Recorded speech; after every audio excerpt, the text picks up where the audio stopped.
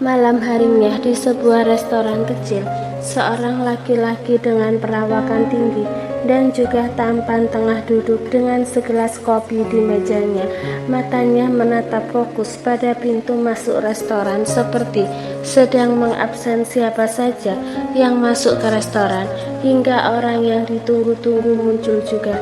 "Maaf karena sudah membuatmu menunggu lama," ucap seorang laki-laki tua yang datang bersama dengan anaknya. "Tidak masalah toh, ini adalah pertemuan pertama kita, semuanya dimaklumi," balas laki-laki penunggu tadi. Langsung saja ke intinya. "Aku dengar kau ini paman dari Rehan, apa itu benar?" tanya laki-laki itu yang tak lain adalah Ian. "Iya, aku ini pamannya dan ini adalah anakku Brian." Brian menyapa Ian dengan senyuman singkat, lalu kembali fokus pada ponselnya. "Anakmu yang belum bisa mandiri itu ya?" ejek Ian tersenyum sinis. "Berani sekali kau," bentak Gio marah. Baru sekali bertemu saja Ian sudah berani mengejeknya. "Jangan marah Tuan Gio, bukankah kau ingin kita bekerja sama? Kau pastinya sadar jika rencana payah yang sudah kalian rancang sekian lama itu tak berguna sama sekali. Oleh karena itu, diam dan menurutlah agar semuanya berjalan dengan lancar," tegas Ian dengan tatapan tajam. Gio maupun Brian tampak kembali mengontrol amarah mereka. "Katakan saja apa rencanamu. Kalau rencanamu lebih bagus dari rencana kami akan menurutimu." Ian tersenyum sinis, lalu mulai memaparkan rencananya untuk menjatuhkan Rehan dengan cara elegan. Ia tak akan membiarkan laki-laki yang sudah melukai kekasihnya bahagia, sedangkan ia menahan tangis saat melihat luka di tubuh Sarah. "Mual lagi?" tanya Rehan yang kini berdiri di depan pintu kamar mandi. Kinarah pun menatap suaminya yang sudah berganti pakaian dari pakaian sebelumnya. Kinarah mengangguk pelan lalu berjalan ke arah ranjang. "Ini baju baru," ucap Rehan mencium baju tanpa pewangi yang membuat Kinarah tiba-tiba saja mual. Kinarah mengambil minyak telon lalu mengoleskannya ke tangan dan mencium aroma minyak telon itu. Melihat sang istri tampak nyaman dengan aroma minyak telon, Rehan pun langsung mengambil alih minyak itu dan mengoleskan ke tangan, leher dan bajunya. "Apa yang kau lakukan sayang?" tanya Kinara tertawa kecil melihat tingkah suaminya. "Agar kau tak mual lagi," jawab Rehan dengan ekspresi datar. Laki-laki itu bahkan menghabiskan setengah botol minyak telon ukuran sedang. "Sudah, sekarang aku bisa dekat denganmu kan?" tanya Rehan. Kinarah pun mengangguk, membuat laki-laki itu langsung duduk di sampingnya. "2 hari lagi Kak Kanaya akan operasi. Apa aku boleh datang ke rumah sakit sayang?" tanya Kinarah menatap suaminya yang sedang membaca tulisan di botol minyak telon. Kurang kerjaan sekali suaminya ini, batin Kinarah. Boleh." Kinarah tersenyum senang, lalu langsung memeluk lengan suaminya. Diam dan sunyi. Dalam beberapa detik tak ada obrolan, yang ada hanya suara jarum jam berputar dan deru nafas saja. "Apa kita akan tetap bersama?" tanya Kinarah dengan suara pelan. "Tentu," jawab Rehan meletakkan botol minyak telon ke atas nakas. "Apa jaminannya jika kita akan tetap bersama?" tanya Kinarah dalam hati. Ia tak ingin memperpanjang perdebatan malam ini karena pertanyaan itu. Biarlah waktu membuatnya tahu kalau ia ditakdirkan bersama atau tidak dengan suaminya. "Besok kita cek kandungan yuk," ajak Kinarah mencairkan suasana. Besok aku ada urusan penting. Nanti saja setelah kakakmu dioperasi, kita akan mengecek kandunganmu," sahut Rehan memegang dress tidur Kinarah. "Urusan apa?" tanya Kinarah menatap suaminya. Rehan pun ikut menatap Kinarah lalu tersenyum tipis. "Ibu hamil tidak boleh tahu," jawab Rehan mengelus pipi Kinarah. "Kenapa? Apa kau ingin bertemu dengan Nyonya Sarah?" tanya Kinarah melepaskan pelukannya. dan menggeser bobot tubuhnya menjauh dari Rehan. Melihat itu, Rehan langsung tertawa lalu menarik Kinara untuk kembali duduk di sampingnya. Aku akan menemui Mami untuk membicarakan sesuatu, bukan bertemu dengan wanita itu. Rehan mencium pipi Kinara agar wanita itu kembali tersenyum. Jangan memanggilnya Nyonya, dia bukan majikanmu dan kau bukanlah pelayannya. Dia adalah orang asing dan kau adalah istriku. Lanjut Rehan membuat Kinara langsung menatap suaminya. Ada kotoran di matamu, ucap Kinara membuat Rehan langsung mengucek-ucek matanya. Tapi bohong, Kinara tertawa lepas saat melihat suaminya panik. Bagaimana tidak panik? Rehan itu sangat menjunjung tinggi kebersihan badan, apalagi saat sedang bersama dengan istri. Kau, Rehan langsung menarik Kinara yang mencoba kabur, lalu menggelitiki istrinya itu.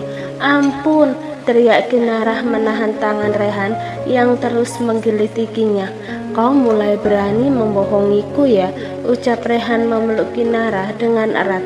Kini mereka sudah berbaring dengan keadaan selimut yang entah kemana jatuhnya. Hanya bercanda, balas Kinara mengatur nafasnya. Tidak lucu, ketus Rehan kesal. Tapi bagiku lucu, sahut Kinara kembali tertawa. Rehan pun menggigit gemas pipi Kinara, membuat wanita itu berteriak kecil karena kaget.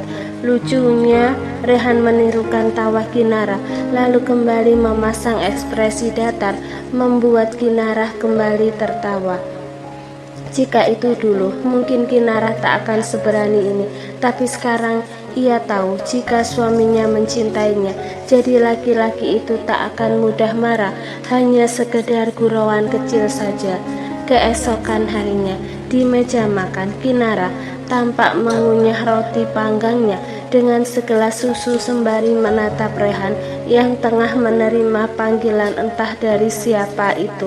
Siapa yang menghubungi suaminya pagi-pagi seperti ini? Ia jadi penasaran. Siapa? Tanya Kinara saat Rehan sudah selesai menerima panggilan dan kini duduk di kursi. Rekan kerja, jawab Rehan singkat lalu menyantap sarapannya. Pagi-pagi begini, gumam Kinara pelan.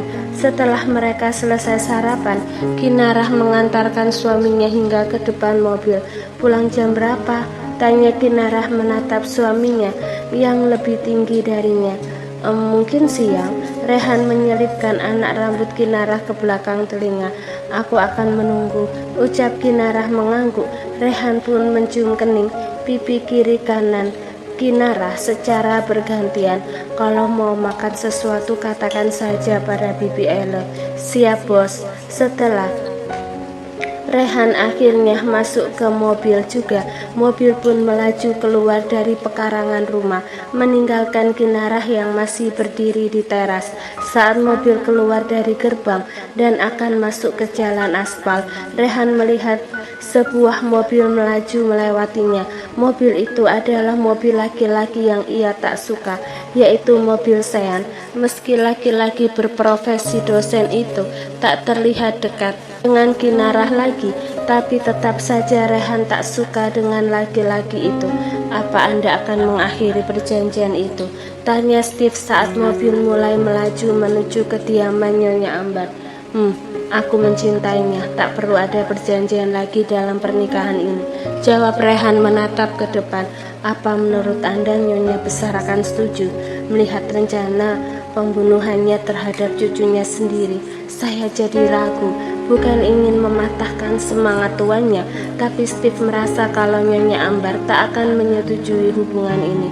Aku yakin Mami akan setuju jika aku yang memintanya. Lagi pula Mami sangat menginginkan cucu dariku. Hatinya pasti akan luluh secara perlahan-lahan kalau dia dekat dengan Kinara, ucap Rehan yakin seburuk-buruknya wanita yang mengandungnya itu pasti tak akan bisa menolak permintaan Rehan jika sudah berulang kali diajukan. Saya harap seperti itu, Tuan. Sesampainya di kediaman Nyonya Ambar, Rehan langsung turun dari mobilnya setelah Steve membukakan pintu mobil. Laki-laki itu langsung berjalan menuju rumah yang ditempati oleh ibunya. "Di mana Mami?" tanya Rehan pada kepala pelayan. "Nyonya besar ada di kamar, Tuan." Rehan mengangguk dan mengkode agar Steve menunggu saja di bawah. Steve pun mengangguk sembari memanjatkan doa agar tuannya mendapatkan restu. Sesampainya di depan pintu kamar, Rehan mengetuk pintu. Terdengarlah suara sang ibu yang menyuruhnya masuk. "Aku masuk, Mam." Rehan masuk ke kamar lalu mencari sang mami yang sedang duduk di sofa sembari memakan buah.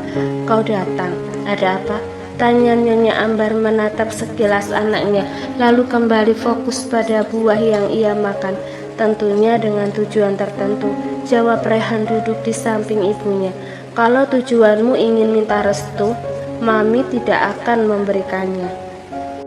Suasana kamar tampak masih tenang meski Nyonya Ambar sudah mengatakan apa yang harusnya tak ia katakan sekarang. "Kalau tujuanmu ingin minta restu, Mami tidak akan memberikannya," tegas Nyonya Ambar. "Kenapa?" tanya Rehan santai. Tak terlihat beban di wajah laki-laki itu atas penolakan sang ibu. "Karena dia tak sederajat dengan kita. Dia adalah pelayan dan sampai kapanpun statusnya hanyalah orang rendahan," jawab Nyonya Ambar yang juga ikutan santai. "Tapi kenapa Mami menunjuk Kinara untuk menjadi istri dan ibu dari anakku waktu itu?" tanya Rehan ingin tahu apa sebenarnya tujuan ibunya itu. Seperti yang sudah Mami katakan sebelumnya, bahkan pelayan itu juga sudah mendengarnya sendiri. Mami memilih dia karena dia hanyalah orang lemah. Tak akan ada yang bisa membantunya ataupun yang bisa menjadi jaminannya untuk melawan keluarga ini atau menuntut kita saat semuanya tak berjalan sesuai surat perjanjian, jelas Nyonya Ambar dengan sesekali menegaskan kata-kata tertentu. "Jadi, Mami hanya menjadikan dia sebagai pancingan saja agar aku berpaling dari Sarah?" tanya Rehan masih terlihat tenang, padahal tangannya sudah terkepal menahan amarah yang bergejolak di hatinya. "Awalnya iya, tapi ternyata istri pertamamu itu malah menunjukkan sisi buruknya yang sebenarnya." "Sebenarnya apa yang Mami inginkan?" tanya Rehan. Nyonya Ambar langsung menatap sang putra lalu tersenyum tipis. "Berhenti mempermalukan nama keluarga dan menikahlah dengan wanita yang sederajat," jawab Nyonya Ambar kembali fokus ke depan. "Aku tidak akan menikah lagi, Mam. Kinara adalah istri terakhirku," tegas Rehan mulai memperlihatkan kekesalannya. "Kau tak bisa mempertahankan pernikahan lemah itu. Dia bukanlah untukmu, tapi untuk orang yang sederajat dengannya," ucap Nyonya Ambar dengan tegas pula. "Tapi Kinara sedang mengandung anakku. Kau pria subur, akan sangat mudah bagimu untuk mendapatkan anak lagi dengan wanita yang berkelas," sahut Nyonya Ambar tenang tanpa rasa bersalah sedikit pun.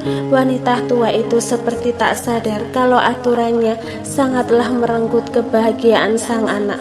"Apa Mami sadar kalau Mami sedang mempermainkan hidupku?" tanya Rehan dingin. "Tidak ada yang mempermainkan hidupmu. Kaulah yang terlalu banyak bermain-main dengan pelayan rendahan," tegas Nyonya Ambar berdiri, berjalan menuju jendela kamar yang berukuran besar. "Ceraikan Kinara," titah sang ibu. Rehan langsung berdiri menatap punggung ibunya dengan tajam. "Tidak ada perceraian untuk kedua kalinya.